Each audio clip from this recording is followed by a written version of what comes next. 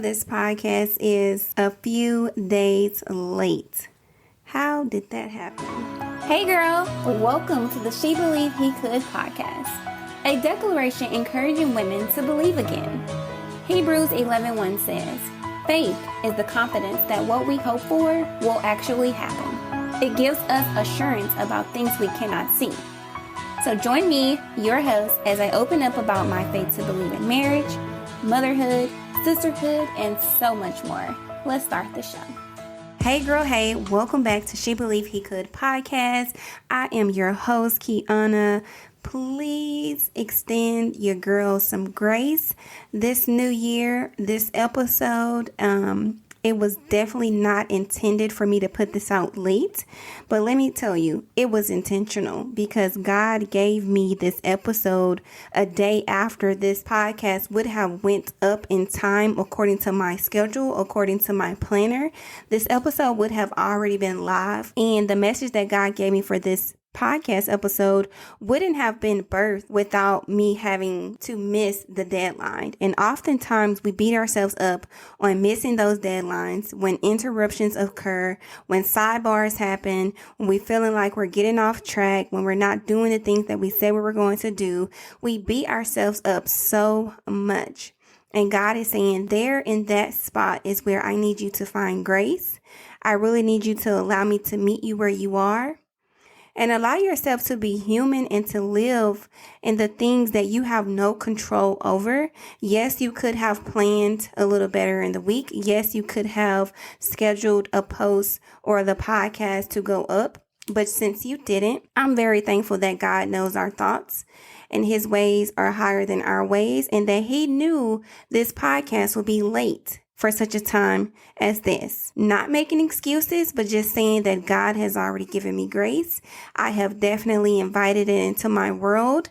I have accepted it. And girl, let's jump in today's podcast episode, because me pushing this episode out late is the reason why we have an episode this week. Praise the Lord, right? So the title of this episode is called, Does the Power of Choice Include Balancing or Prioritizing? So far in this new year, I've been seeing a lot of talk about finding balance, whether that's being a mom and a content creator, a mom and a full-time boss babe, podcaster, YouTuber, whatever that looks like. People are trying to figure out, how do you find balance in your world, in your life, in the things that you are doing? But then I've also been hearing sidebar conversations about, you don't need to balance it all. You really need to just prioritize in the things that needs to get done. And if there are things that you cannot get done, then maybe you need to delegate. So I was like, okay, God, as I was coming to him in the capacity that I was, because listen, this podcast is late because my mom turned 49 and me and my sister, we took ourselves on a trip. I mean, we had never traveled in a group before. So this was our first time going on a little road trip together as just girls. God really met me in that place because yes, I could have stayed back and really allowed myself to think about all of the things that I had going on. But then let me tell you, God really does meet you in the place of interruption, okay? Because it is those interruptions and those disruptions, rather, that God really highlight how much we need God. And we start to depend on God in those places of the unknown, of the uncertainty, of, I don't know what this looked like because I didn't have this written down in my planner. So God allowed me to do the work. Allow me to do the ministry and whatever this is. Yes, I'm not called to a microphone on this trip. Yes, I'm not called to social media on this trip, but I am called to my mother and I am called to my sister. I am called to be the light and the salt in the earth. I do know that there is ministry even in the goodness of a trip, even in the planning of just hanging out with the girls this weekend. Father, meet me where I am so that they see your hand on my life, so that they see your hand in my life. And no matter where I go, you are always with me. And so today's devotion said just that. I thought it was so good. It said, learn to trust me when things go wrong, quote unquote. Disruptions to your routine highlight your dependence on me. Trusting acceptance of trials brings blessings that far outweigh them all. Walk hand in hand with me through this day. I have lovingly planned every inch of the way. Trust does not falter when the path becomes rocky and steep. Breathe deep draughts of my presence and hold tightly to my hand. Together we can make it. And I love this because the title of this episode, the power of choice. I've stated many times before that God has given us one of the greater gifts, and that's the power of choice, the power to choose left or right, the power to choose blue or green, the power to choose if you want to go this way or this way. God gives us that power because he's needing us to find that dependency in him no matter which way we go, no matter what color we choose. He is needing us to find that dependency always. So balancing, we're talking about time management in both of these categories. Balancing and prioritizing, we're talking about time management. So balancing is finding time for everything in the proper way. So everyone who's talking about balance, they're trying to figure out, let's see, if I spend an extra hour doing my podcast and an extra hour studying for my schoolwork, that those two should balance each other out because I'm doing something for podcast and I'm doing something for my school. So those two should be equal at the end of the day, right? At least for me, that's how I see balance. You're trying to level out how you see the things on your to-do list. How can I sprinkle myself in a way to where I'm touching at least all of the things on my to-do list? It also says that keeping balance is standing still and steady so nothing falls over. So trying to find that balance is trying to remain in a steady place so that nothing falls over, so nothing falls short, so that you don't drop the ball on one thing versus the other. You're finding a healthy balance so that everything is getting picked up, everything is getting checked off the to-do list, and you're not allowing yourself to fall or drop anything. You're willing to carry it all. Basically what that means to me. And then losing your balance is unsteady and falling over. So that's how you balance the choice to do the things, right? But prioritizing is arranging in an order of importance. So you're going to tell yourself, I'm going to do the kitchen. And then I'll move into the bathroom. And then I'll move into the living room. And then I'll move into the bedroom. And if I got time, I will do some laundry. Because we know that we can't do everything. So we're going to prioritize in a way that we are doing the things that need to be done first. And whatever doesn't get done today, maybe we can pick them up tomorrow, but we know we can't get them all done. So we're going to prioritize greatest to least. It's also allocating time for us to complete the task. So I know for some of my planner babes, y'all are time blocking schedules. So therefore you are extending yourself grace of when that time comes, that you don't necessarily get to the things that you got going on, that you will just prioritize the things that you do. And I also like that prioritizing is making necessary changes so that if you can't get to all of the things today, then there will be time tomorrow. Or maybe you can make time later, but you're going to prioritize what you can do now is what that's telling me. The question was, does the power of choice include balance or prioritizing? And balance is, you have to ask yourself, where do you find the grace to not carry it all? If your focus is on balance, where do you find the grace to fall? Where do you find the grace to not do all of the things that you said you were going to do? Because what you do in a balance, you're juggling literally everything that you have on your plate. And you're so focused on not dropping or letting anything fall over to the wayside because of your focus on just keeping that balance, keeping that steady momentum that you're doing all of the things. So I'm asking all of my people who like to find the balance in the things that they do, where do you allow yourself to stumble? Where do you allow yourself to find the grace that you need to be able to continue to do those things, right? I think about someone who juggles things 2 or 3 things, 4 things at a time, and they're so focused on the items in the way that they need to in order to not miss anything that they aren't really allowing themselves for more. They're so focused on the 3 or 4 things they have in rotation that they don't lose sight of those things. So they're balancing what they have. And I know for some that may be healthy for them. They may be the best flow in the way that they like to do things. But when you're thinking about prioritizing, you prioritize so that you can produce your focus, so that you are more proactive in your production. So your productivity is a little bit lighter and it flows because you are not so focused on the 4 things at once. You are saying, I'm going to wake up, I'm going to do A, and then after A, I'm going to do B. And if there's any more time in my morning, I'm going to complete C. If not, I'm going to move C to after lunch. And you're constantly allowing yourself to focus on the changes that you need to make in order for you to complete the task. So the question was, does the power of choice include balancing or prioritizing? And we're talking about time management.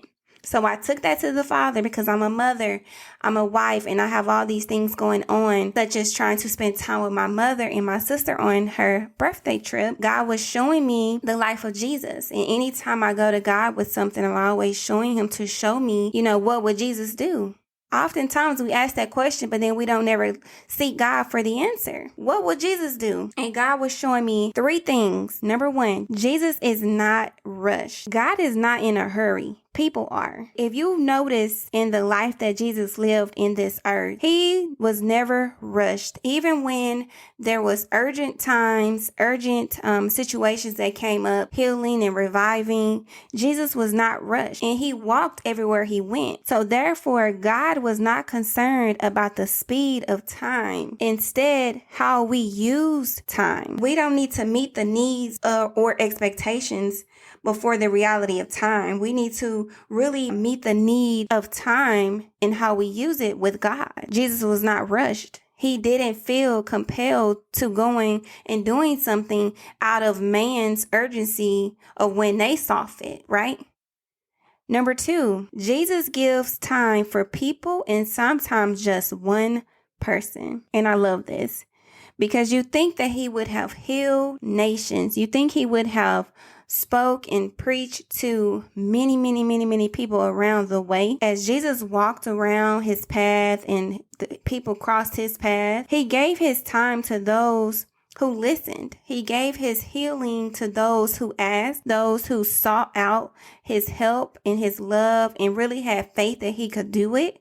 Because despite what people were saying who he was, there were a lot of people who did not believe. So Jesus' time was sometimes just given to the one man or the one lady who really moved themselves in position to be able to encounter Jesus. And that's what it's all about today, encountering Jesus in such a way that it blesses you. And number 3, Jesus accepted interruptions. He really did, because oftentimes he would be interrupted by either a person who needed this, by something that was happening over here. There was so much going on around him, so many moving pieces. He saw the interruption as God opportunities. He used those moments to teach and serve the people that was around him. So he allowed interruptions to come in. And I love today's devotional when it says, learn to trust me when things go wrong, quote unquote, because we see them as wrong. We see them as being disturbed or being interrupted rather. And God is saying, use that moment to tell people about me. Allow that moment of interruption in your eyes be the glory that someone needs from God in their eyes. Jesus was focused. He was focused on what God called him to do and not the expectation of man.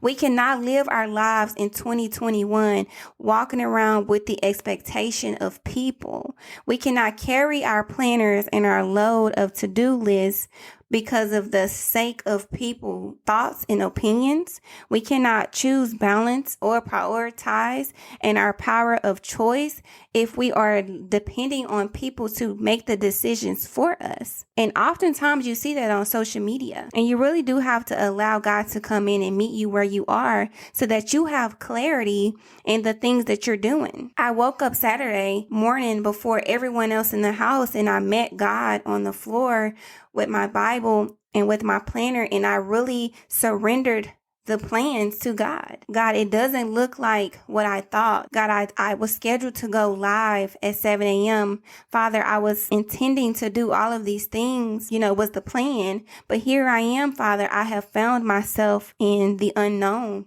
In the uncertainty of this weekend, it doesn't look like what I thought. And God so softly whispered grace upon me, assured my spirit that be the light in the eyes of your mother, be the salt in the heart of your sister. Allow this time of gathering on common ground to be the best time you guys have ever had. Don't be such a hypocrite when it comes to me. Allow them to see the glory and the goodness on your life and in your life. Allow yourself to be human. Allow yourself to go and walk in my name. Allow yourself to be a child of God. And I love that this weekend was very relaxing, but it also was just a reminder that God is with you wherever you go, even in the interruptions, even in the disruptions, even in the unknown of the plans.